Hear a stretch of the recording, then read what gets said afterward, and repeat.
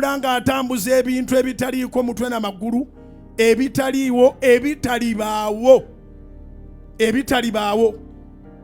Ng'agamba mbu bugingo manyanga yalesewo makula amanya ali luddawa. Naye naawe owulira n'erinnya makula, oleka amakula odde kuki? Tambula ku sipiidi nnene, bakoze AI banoonyezaayo obufaananyi bwange, manyanga babukozesa bagattako biki? So ntegeeza ensi yonna nti siri mugwagwa. Bayibuli egamba mu kitabo kya Peetero essuula 2 olunyiriri lwa 22 egamba bw'eti, kyabagwanira ng'olugero lw'amazima bwe luli nti embwa eddidde ebisesemye byayo n'embizzi enaaziddwa eddidde okwekulukuunya mu bitosi.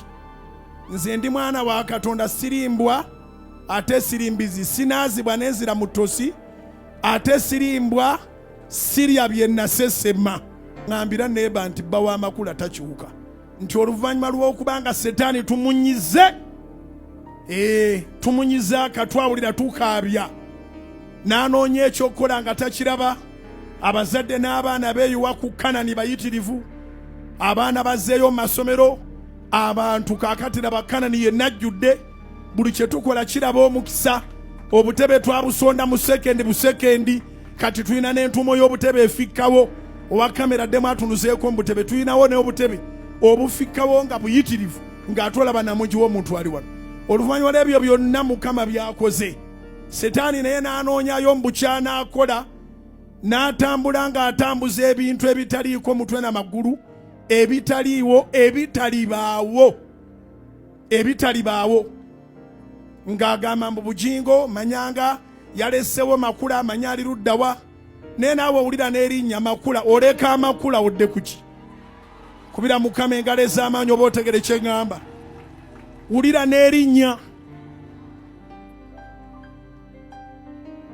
bugingo yalesewo makula. Kati bambi waliwo omusajja ovunaanyizibwa bankubiddeko w'ekitiibwa mu ggwanga lino n'omukyalo omu bankubiddeko nga bali ku high profile, ne baŋŋamba tangaaza, tumanyi tekiri bwe kityo naye bitambula mbu ku sipiidi nnene. Nze mbeera mu njiri sibiraba na biraba, mbu bitambula ku sipiidi nnene, bakoze AI banoonyezaayo obufaananyi bwange, manyanga babukozesa bagattako biki? Simanyi bye bagattako, naye bano abankubidde banga nti olina omumwa, ate okuva edda omumwa gwo gukuyamba.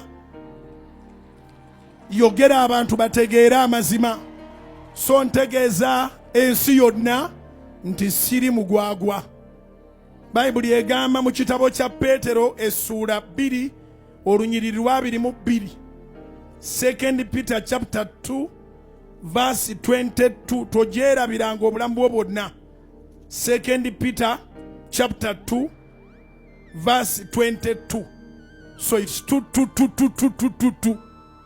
Ogitegedde egamba bw'eti, kyabagwanira ng'olugero lw'amazima bwe luli nti embwa eddidde ebisesemye byayo n'embizzi enaaziddwa eddidde okwekulukuunya mu bitosi.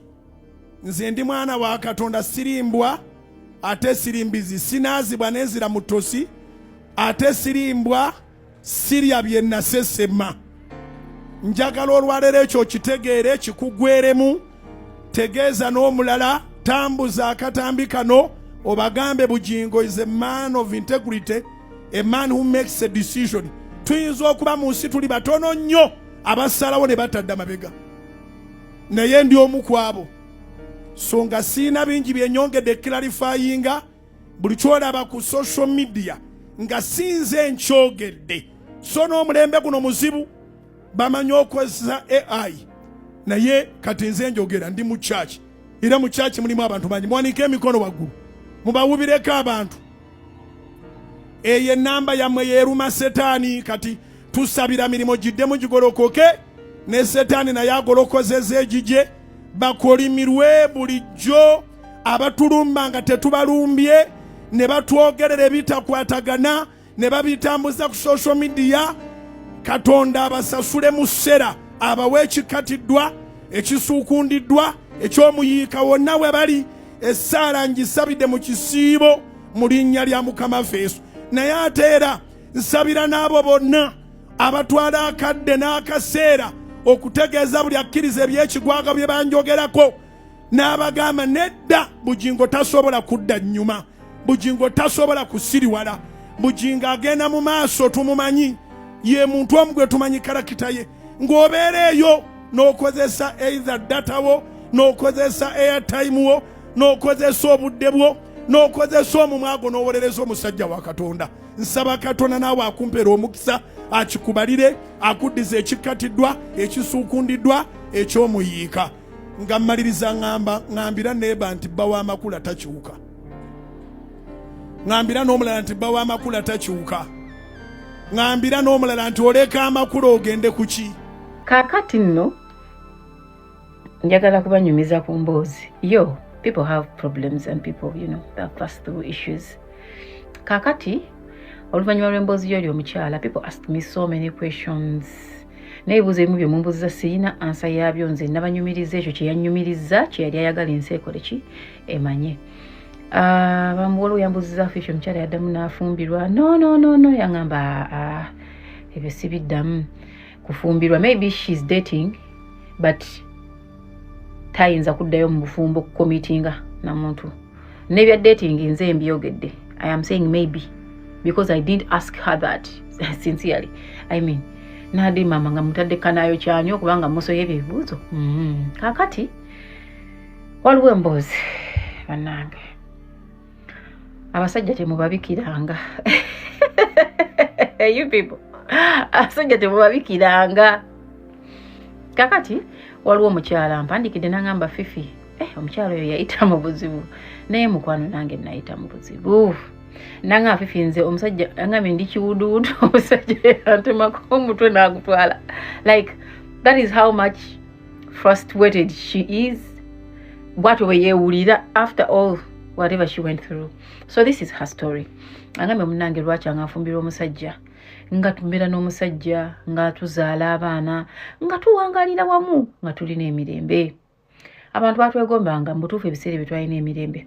Angambe munnange alina abaana bana. Munnange angambe bwe nali nfuna olubuto lw'omwana ow'okutaano nayisibwa bubi nnyo, like olubuto lwamuyisa bubi, ne bamuteeka ku bed rest eya ddala nga talina kukola kintu kyonna. Ne balina omukozi waka ne baleeta omukozi ow'okubiri. Bwe baleeta omukozi ow'okubiri, naye bannange abasajja temubabikiranga kati. Akujja kubambi mwami nsobuga akyali ku lisiti. Angambye munnange nga tufuna omukozi ow'okubiri olw'ensonga nti olwedde waliwo abaana bana ewaka, nga tulundalunda nkoko biki nga tulina ajja n'agira enkoko naye nga tabeerawo. Alina tayimu ye kwajjira, najja kumakya najja mutuntu najja olweggulo. Nangamba kubanga ebisolo byali biweze. Twali tutandika omukozi yalinga abikwasaganyangamu nange. Nengetinga bize n'omwami kati netufuna omuntu nga yajja n'abikeberamu n'agenda n'agenda. Angambye munnange nga tuwangalira mwampanga ya mufumbo n'omusajja. Naye angambye nze from the beginning family y'omusajja yo teyanjagala, siyinza giwaayiriza. Era ngambye nze ebizibu byonna bye nalabanga binasooka okulaba nabirabanga ku family ya musajja Nazala tanjagalanga, ne bwe tanjagala n'agamba okuba yanze Nazala wange yali tanjagala, yafiirwako omwana. Nangamba siginyewe mbu ngenda kuziika. Era omwami wange nangamba toziika, gwe wamusse tusigala wano nze ngende nziike. Angambye era nensigalawo nga nze nagumira ku mwami kozi nali sibeera wa Nazala nembireka. Kakati munnange anga Fifi time yatuuka ndoza family nesinza amaanyi.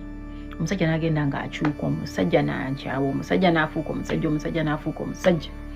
Waayita ebbanga ttono munnange nga omukozi waffe ono gwe twaleeta ow'okubiri yali muwala, gwe baleeta okubeera mu nte n'embizi yali mulenzi. Then ow'enkoko yajjanga ye buzinga agenda nga tabeerawo. So waka nga tulinawo abakozi basatu.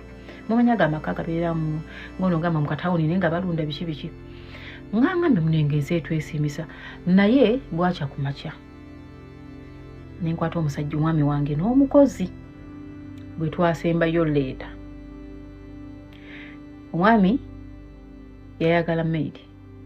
Omukyala nga amaze okuzaala bino byonna mbazi njitema, amaze okuzaala azeemu kukola. Angambye navaawo ne ngenda ngenze kukola. Kati somehow I forgot something. I came back. ngenda okudda ng'omuvubuka ali muntu bagenze okukima bisaga bikuta kozi twakunganyanga ebikuta ku kyalo nga taliiwo afumba ndowooza ng'agenze eggula bintu bye kati ono yali kunze ng'ali ku bebi musanga mu kisenge n'omwami anga efifinze byambitirirako n'angamba naye nafuna shoko naye saavaamu naddoboozi mbu mbavume enneka angambye nakiraba ne mbatunuulira buli omu nannyinnyonnyola bye yannyinnyonnyola I didn't say a word I didn't even pay attention to whatever they said nenkwata ekyandeeta nenzira mu mmotoka yange nengenda ku mulimu nenkola angambye naye simanyi nali mpunze bwali busungu kaganga sikimanyi bwe nyiza kinnyonnyola muntu angambye nagenda ku mulimu nenkola nendya emmere nenkomawo nga sinyeze siyombye ne omukozi namusangawo sina kye namukola nensirika nenzira mu bulamu bwange obwa bulijjo nga ndi waka n'omusajja naye nga simanyi na bwe ntandika mmugamba nti kati nnyinnyonnyola ne mugamba omukozi ye yagamba kyanaga omukozi ye jana nnyinnyonnyola bye yannyinnyonnyola naye nga era naye saamuddamu kigambo kyange nga mukama ye mujulirwa nangamba Fifi nali nzadde abaana nga sikyayinayo subiri gama ngende nzire mu nfumbirwa ate nzaale angambye bwe nagenda nalowooza ebintu bingi nti kati ngenda kuddayo ku zero ntandika obulamu omusajja ono ngenda kwawukana ntya naye nveewo nga siri ku zero kubanga abaana bange sobola baleka mabega anampa ebintu tampe anampa ssente abaana n'abalabirira gye angambye nalina ebirowoozo bingi nga birwaninga mu mutwe kuba buli kye twakola twakikolanga wamu n'omwami nga sirinayo ekintu kiri independent oba manya gange oba kiri wabula nga ndi awo angambye ndowooza kati ezo ensonga bwe nazirowoozaamu ne neewungira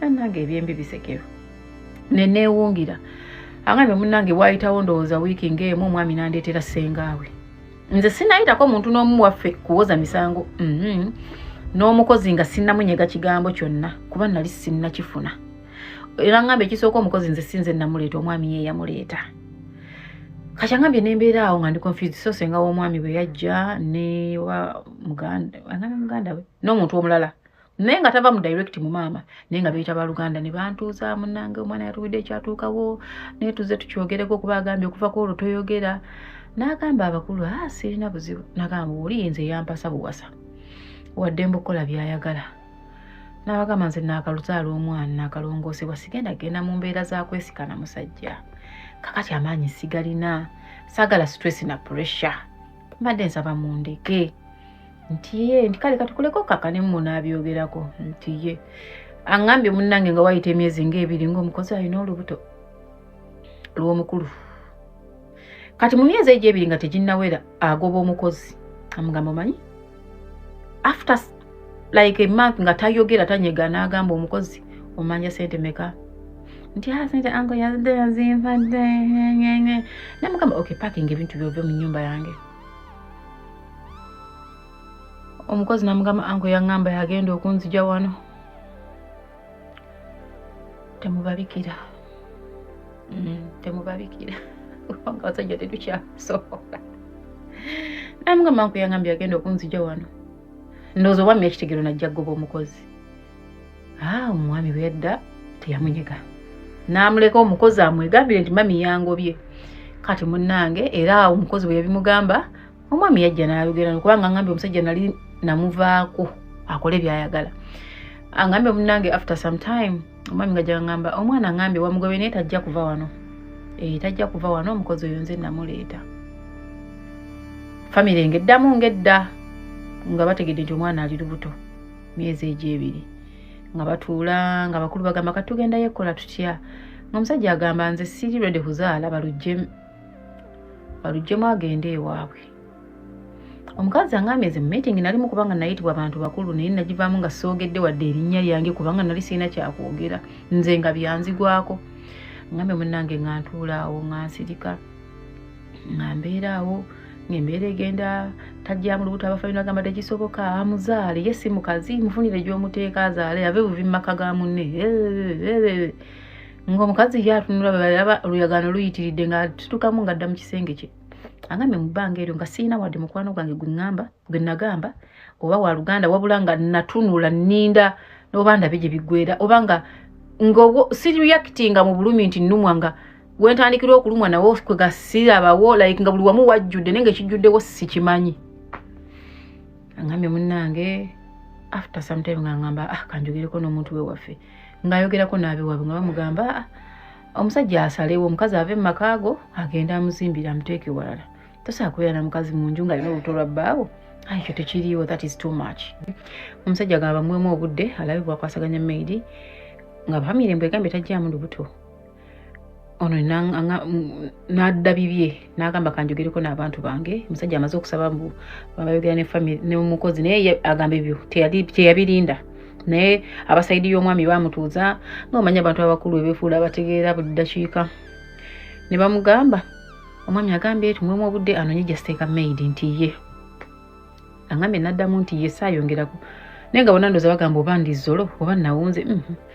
Agambye ng'ayogera n'abantu beewabwe ng'abantu baabwe bamugamba omusajja afune gy'ateeka omukazi abaanako togenda balekaawo toleka amaka biki ng'omanya embuulirira yaffe ey'omu Africa bw'ebeera.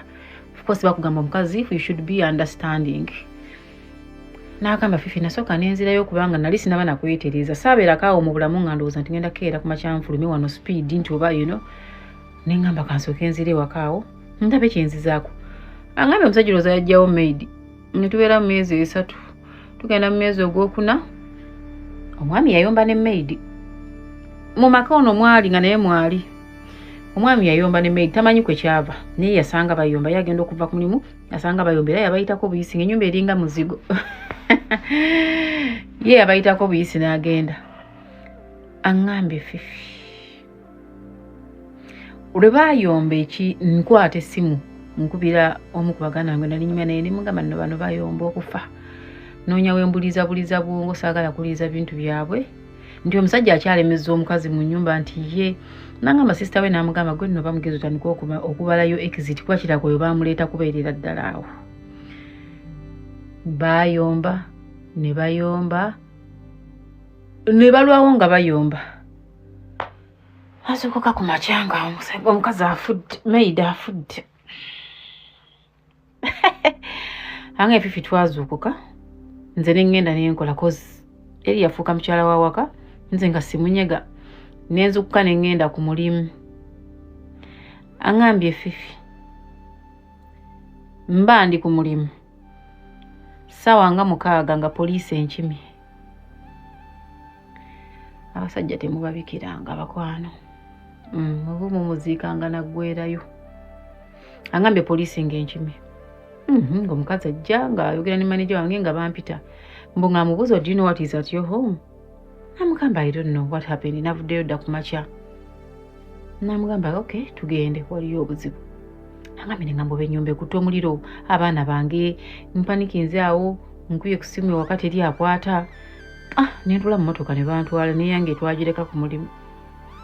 Abapoliisi ne bantwalira mu mmotoka y'omukyala yajja n'emmotoka ye ya buyonjo teyankimira ku 99 nga tugenda mu mmotoka agamba abantu abali ewaka awo oyinamu owooluganda. N'amugamba nedda afande omwami wo muyinamu obuzibu nti nti n'amugamba kale bwe naalirabye ng'obuzibu abafamire baabituddemu baabituulamu ne bagamba bijja kuggwa. Mwami yaleeta omukozi ate n'amwagalira mu nju y'emu mwendi. N'amugamba nno omusajja yakuguddeko omusango gwa kutta muntu. Agamba wani yafudde nti kyokka ate namanya nti ewuweriyo omulambo nti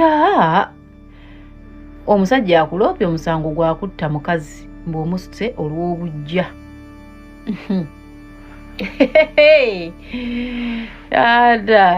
Many are not our friends.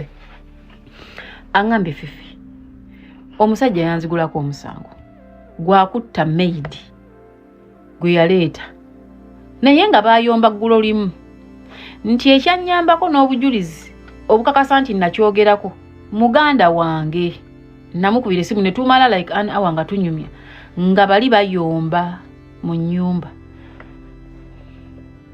N'agamba omusirikale olimba n'angamba mukwano tugenda kukusiba.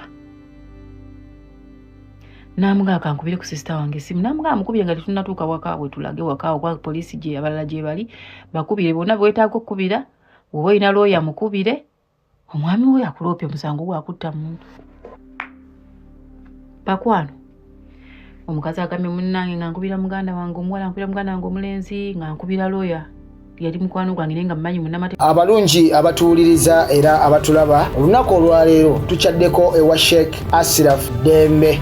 Sebo nsanyusa okubalaba. Amannya agange nze Sheikh Ashraf Dembe akola ku bizibu by'enjawulo. Omuntu singa aba alina ebirwadde musomereddwa tumuwa amazzi ga lukuya nga bw'obadde ogalaba tugenda abantu ku kyoto ne twokya emizimu emibi egibabaamu n'okulomba edduwa. Abantu singa abeera ng'ali wano atuuse sobola okumulombera edduwa ne waba atatuuse nga mpadde amannya ge nga ali wala neetaase enamba yange yeeno eri 0707363711. Nammwe bannyinaffe abali ebweru oyagala okuba nti oyagala okulombera ku dduwa ng'olina ebizibu viza zibuze amaka gakolongotana sente zikola zimpita mu ngalo ojja kumpeereza ekifaananyi kyo n'amanyago ebyo byokka bijja kummala nja kukulombera edduwa ojja kutereera. Olunaku olusembayo mu mwezi mba n'edduwa eyawamu ffenna n'abalwadde bange abakadde n'abapya. Salaamu alaikum warahmatullahi wabarakatuh.